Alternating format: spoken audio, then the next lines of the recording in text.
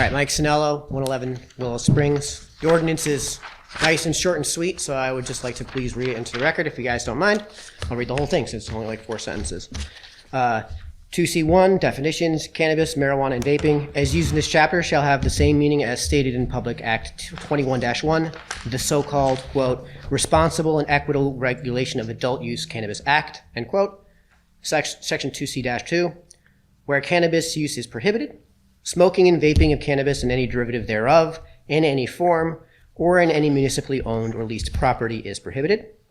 Subsection 2C-3, any person who violates the provisions of this ordinance shall be subject to a fine of $250. That way, at least everyone at home who's watching has an idea of what the ordinance is that we're talking about. And since it's so nice and short and sweet, I can read the whole thing. Just very briefly, I hope the next time the council is in session to discuss this, they ask the attorney, what constitutes municipally owned or leased property, especially as it relates to the municipally owned roads? So does this apply to passengers in a vehicle? Does this apply to 2 neighbors who are adults and don't have kids in the house at the end of a cul-de-sac at night after everyone's gone to bed, popping up chairs at the end of their cul-de-sac and watching the stars? So not a complaint, just a question. Love to hear the answer from the attorney when that time comes.